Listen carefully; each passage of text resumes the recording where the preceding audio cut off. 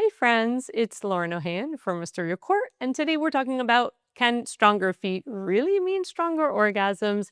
I know it sounds a little clickbaity, but stay with me. So most of us never think about our feet when we think about sexual health, right? So we think about our pelvic floor, we think about maybe our breathing, but we don't really think about our feet.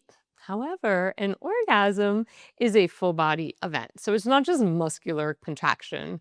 And it really does depend on communication through the fascia, through the nervous system, through coordinated movement, because it needs to be not just tight, it needs strength that's responsive and coordinated, right? So here's where your feet come in. Every time you stand, every time you walk, when you shift your weight, your feet are sending sensory information up through your calves, through your inner thighs, and into your pelvic floor. That's like this long line of muscular fascia. And all these muscles that stabilize your like ankles and your arches, they actually influence how your legs rotate. And that leg rotation changes the tension in your pelvic floor. I know, crazy, right? So when your feet are tense or rigid, the muscles higher up the chain, calves, inner thighs, they can be tight or rigid too.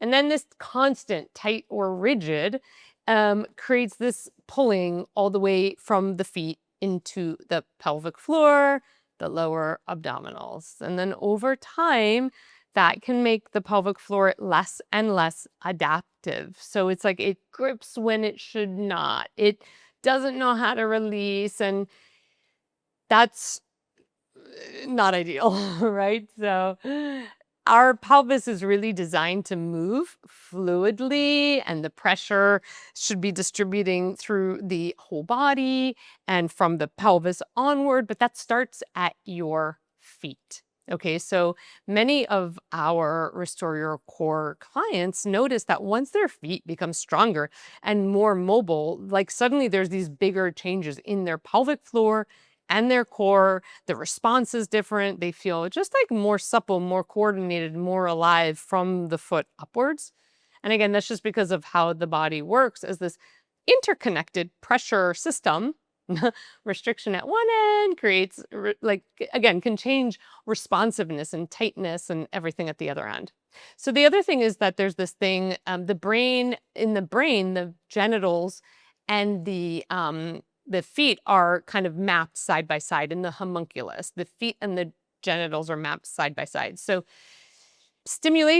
improved stimulation in one area can absolutely increase stimulation and sensory awareness in the other.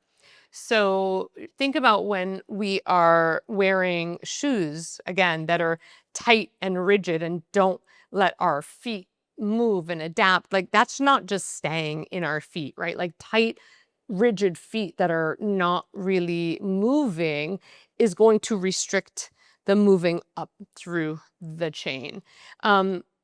So from a muscular perspective, from this brain mapping perspective, there is an amazing case to be made for the fact that the more alive we can make our feet, the more alive we can make our pelvic floor, and the less tension and restriction that we have through the pelvis and the pelvic floor will generally be less tension and restriction, and like it just goes up and down the chain, right? But we can't just do it here.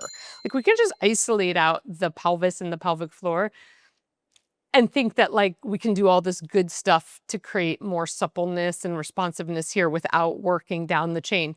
Because from like a physics perspective, they are absolutely connected. Your feet and your pelvic floor, therefore, your feet and your pleasure are also connected because your pleasure is connected to the responsiveness of your pelvic floor. If your pelvic floor is just tight, tight, tight, tight, tight, you are absolutely going to be most likely, you are most likely really going to be experiencing a change in pleasure and orgasm, because pleasure and orgasm is a muscular endurance thing too, right? So in order, you need blood flow, you need very fast muscular endurance, you need all these things to be able to happen really quickly to facilitate orgasm.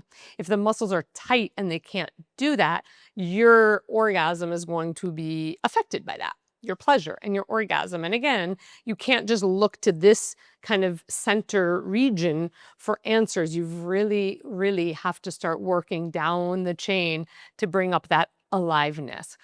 So I will show you a few things about your feet. Okay, so while the purpose of this video is not like, here are my 10 favorite exercises, this is exactly where you would start. Okay, so you would start by just notice your feet. Are your feet overly arched? Are you very supinated? And you can try that. Like if you supinate your feet, if you try to get an arch in your foot, you will see that like your leg bones roll out as well. As I was saying, it travels up the chain. And likewise, if you kind of let your feet collapse in, your knees will collapse in. You get a rotation through your thighs all the way down. So even just standing with your knees slightly bent and opening your thighs out away from you, don't let your feet roll to the outside. So keep your foot flat on the floor, but definitely push your feet out and then push your knees together. Imagine you're in a jar of maple syrup. So there's a lot of resistance. So it's not just this, right? There's like you're pulling in. This is a great exercise to begin with just waking up your feet. And also just starting to notice like, oh, most people know if they're very flat-footed. A lot of people don't necessarily know if they have like a really big arch. But if your feet can't comfortably move if you have very arched feet, you'll know it because when you try to move your knees together, the outer edges of your feet roll off the floor, which is not what you want here. So you want to be able to pull your knees wide and pull your knees together, but your feet do not lose contact. Like you're not rolling. Your feet are arching and flattening. Arching? Yeah, arching and flattening, but your feet themselves are not rolling. Okay. The other thing to notice is like, can you spread through your toes? Like do the way your fingers spread, your toes can spread. Do your toes spread? Can you lift your toes, your big toes off the floor, your baby toes off the floor, big toes off the floor, baby toes off the floor, all 10 toes, right? So can you kind of get your toes to move?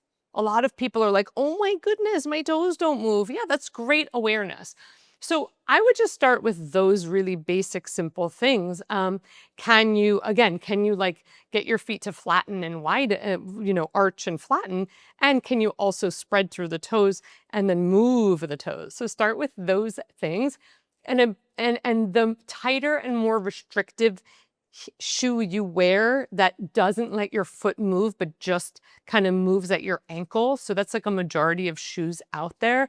Less sensory input you're getting from the ground. Your feet are covered in thousands of nerve endings, almost as many nerve endings as your genitals, and you're not going to be accessing all that incredible nerve ending if you're sticking your foot in a really restricted shoe all day long. So I would really consider your shoe choices. If you are in a restricted shoe, I would transition to a barefoot shoe as long as you don't have major like foot issues, but I would take at least 6 months to a year to do so. So don't be like, oh, Lauren O'Han told me that I should be barefoot and then go barefoot from today to tomorrow. Your body will not like that either. So it is not my advice to transition quickly out of a shoe that might be really restricting nerve, muscle, blood flow, orgasm. Thank you so much for watching.